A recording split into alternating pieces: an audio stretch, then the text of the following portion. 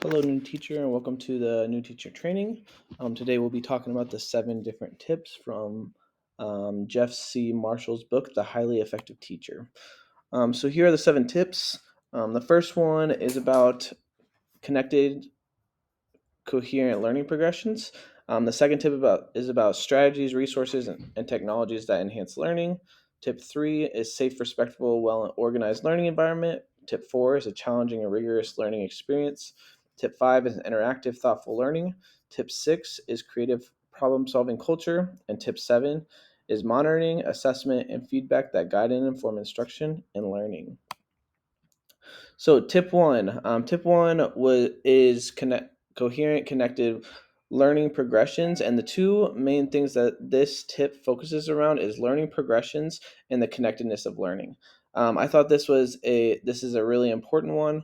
Some of the key points is making sure that your teaching is taught in a way that has an understandable progression, that you connect student learning to their prior knowledge, and that you bring real life situations to the classroom, so that their learning becomes more meaningful in the long run.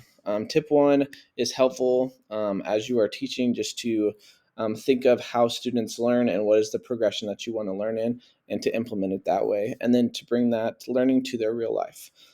Tip two is all about strategies, resources, and technologies that enhance the learning. And the two things that this centers around is making sure you have student-centered strategies and resources and technology that enhance learning. Some of the key points are using strategies that focus on the students and the students' lives. So making sure you're connected to them. And then the technology needs to be something that increases student learning and builds student life skills. So there's a lot of things that we can use that is just busy work, but we want to make sure that the technology that we're using are things that are actually going to increase their learning. And then another one is just students need to be involved in inquiry-based learning, so that they're able to take more charge of their learning. Um, there's going to be a lot of resources, things that you use in the classroom, technology that you use. And tip two is really important because we want to be able to connect that back to the students and connect that to their learning. Um, so that we aren't wasting time or just doing busy work. Because as Marshall says, if we waste one student's time, we're wasting, or if we waste 1 hour of classroom time, we're wasting 30 hours of student time.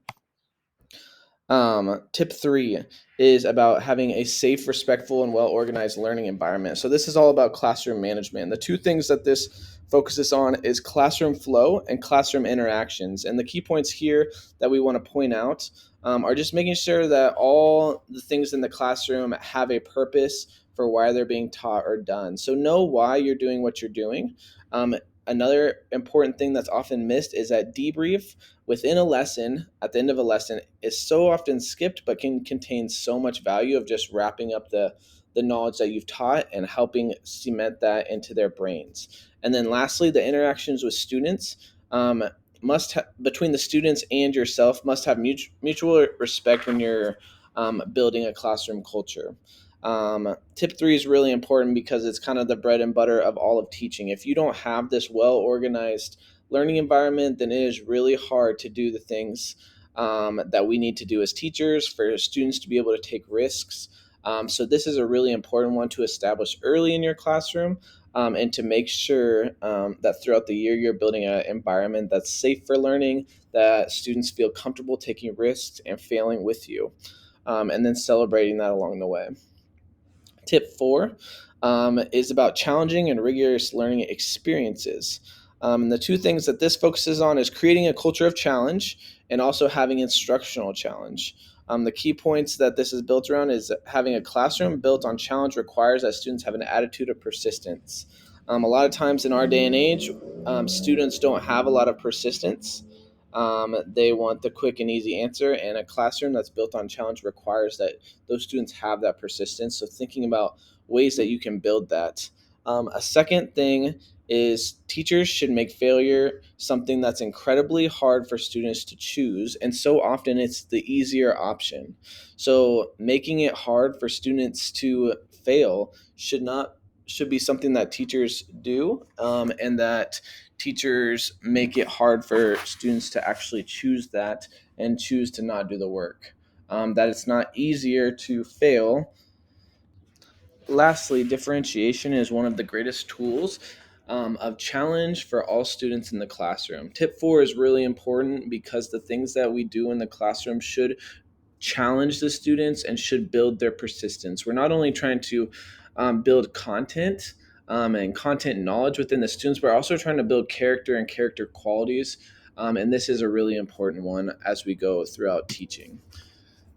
Tip 5 is about having an interactive and thoughtful learning. The two things that this builds on is having a culture of interactivity and having a depth of engagement. So the key points here are making sure that students feel safe enough to engage and make mistakes is super important. Students need to be asked to dig deeper than surface level questions. So being forced to think critically about the topics that we're teaching them. And then lastly, content needs to be related to things that are in your classroom or students that are in your classroom, such as use the kids' names in examples, involve their hobbies, use real life examples, things along those lines. Tip 5 is really important because for two main reasons. The students need to feel connected to their learning. When they see their name pop up in a question, their eyes light up and they're immediately engaged in that question.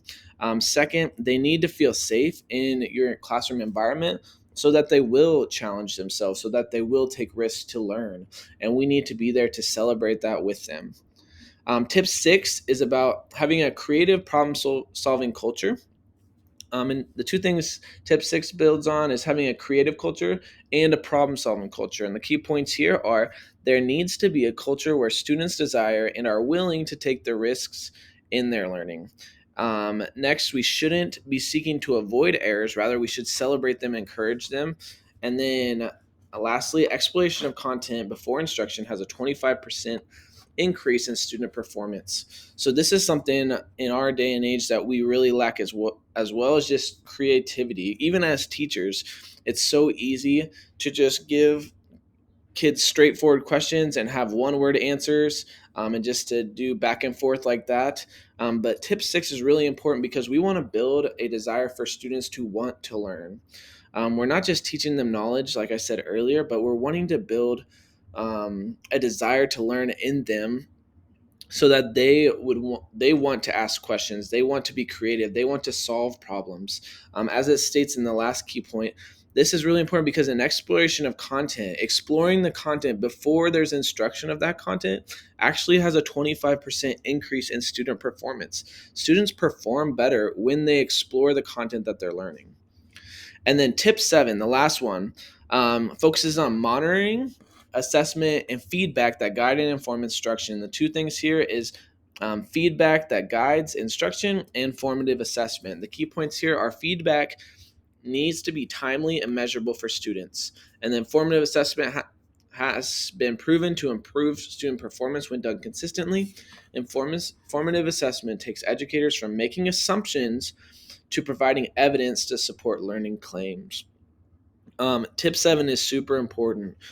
Feedback is so important to kids, and making sure that it's timely and measurable. So, making sure that students understand why they're getting the feedback and understanding how they are to grow. So, helping them understand what they're learning, why they're learning it, and where they need to go to grow is super important for teachers to explain that to students. And then, formative assessment is so vital as you're teaching these kids, because one thing it does is it takes away the need to guess where students are at. If you are correctly formatively assessing students, then you are getting learning evidence for learning claims instead of just making assumptions of where you're at. You know where your students are at along the way, and you don't have to just guess. And it important quote that I heard from Jeff Marshall was, the degree to which you grow and continue to grow as a teacher is largely up to you. It is up to us to decide if we're going to grow as a teacher or not. We can continue to do the same thing over and over and over again, but it's up to us to decide if we are going to grow or if we're not going to grow. Here is the professional development calendar that is going to be released for this next year.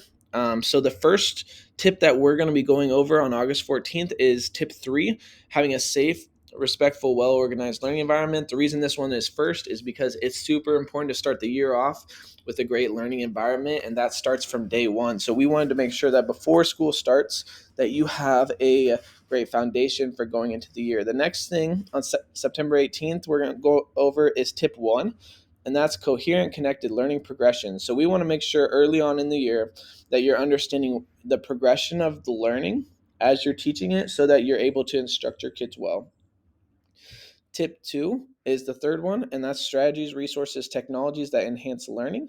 And we're doing that one third because we want you guys early on in the year as well to have as many resources, strategies, and technologies that you can use to enhance the learning, because we have a lot of learning ahead, and we just want to give you those resources early and help instruct you along those lines. And then the fourth one that we're going to do is monitoring, assessment, and feedback that guide and inform instruction. So by November, you should be in the bulk of your instruction, and we want to make sure that you guys understand and that you feel confident to be able to monitor your students, to know where your students are at, to assess them, and then to provide them feedback. So not only do you know where they're at, but they also know that as well. And then we'll skip December, and then January 8th, we're going to start challenging and rigorous learning experiences. And then February 12th, we're going to do a creative problem-solving culture. And then on March 19th, we're going to do interactive and thoughtful learning. And we chose to do these 3 last because this is where I this is where we've already set the foundation, and we want to dive deeper into the learning. So we want you to take the surface level content and take it deeper in students' minds and to help them to have challenging and rigorous learning experiences, to be creative and be a problem solver, and to be interactive and have thoughtful learning. So we had these 3 last after we laid that foundation at the beginning of the year, so that after the foundation is laid, you guys can dive in deep. Along the way, we'll be doing some rubrics. So we'll be grading where we're at and where we can grow. This is solely for the purpose of growth, and not to be punitive or to be judgmental, but we want to see where we're going to grow. So for the rubric for tip 1, we're going to be checking to see if the teacher's lessons are well aligned to the standards. If students have to use both skills and content in the classroom, teachers' lessons connect across content areas, and teachers' lessons connect to the real world. For tip 2, we're checking to see if students are engaged in content, instructional strategies used are student-centered, the materials and resources used in the classroom help them make abstract concepts more visual for students, and technology, materials, and resources hold a concrete purpose in the classroom and instruction. For tip 3, we're checking pacing and transitions are smooth and efficient, routines flow smoothly and students understand them, teacher and students have mutually respectful interactions, and teacher is approachable and respectful through interactions with students. Tip 4 is making sure expectations for all students are high and age appropriate. Teacher models correct character and behavior for all students. All students are being challenged regardless of skill, and differentiation and scaffolding is implemented for all students and levels. And then tip 5, all students are involved in the participation of the lessons. Teacher initiates engaging in conversational interactions throughout the lesson. Classroom assignments and interactions contain purpose, and students are challenged to explain the reason with questions and ideas throughout the lesson. For tip 6, we're checking to see students are creative, use creative ways to communicate, share, and present ideas. A culture of curiosity and questioning are present. Students seek solutions to open-ended questions with persistence, and students can consider multiple perspectives to various problems and ideas. And then for tip 7, we're making sure teachers provide meaningful and specific feedback to students. Feedback is used to help scaffold learning. Formative assessments inform the teacher's instruction, and teachers seek to understand student prior knowledge and misconceptions and seeks to correct them. So we'll grade ourselves here at the beginning of the year, And then by the end of the year, we're going to work on some of these and watch ourselves grow throughout the year. So a 1 is going to be not competent. So that means you're just not able to do this one yet. The number 2 is you're partially competent. You can kind of do it, but you still need a lot of help. 3 is you're competent in doing this. You're able to complete this. And 4 is exceedingly competent. So this is no problem for you, and you feel like you have a really good handle on this one.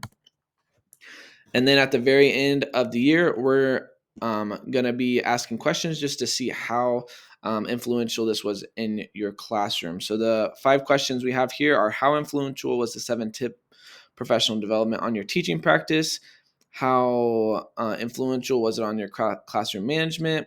How influential was it on your classroom culture? How influential was it on your assessments and feedback? And how influential was it on student learning in your classroom? And you'll grade it on a 1 through 4 rating. And then you'll respond here. Which of the 7 tips was most helpful and why? Which of the 7 tips do you have more questions on or need more coaching on? And in what ways would you like to receive more coaching, if any? And how would you like to receive that coaching? And you can just write a sentence or two, just explaining how things might have been helpful, or what were some things you could get more information on. Thanks for coming today. Super excited for the year and getting started with the classroom and diving into these tips with you. And we'll look forward to working together this year. Thank you.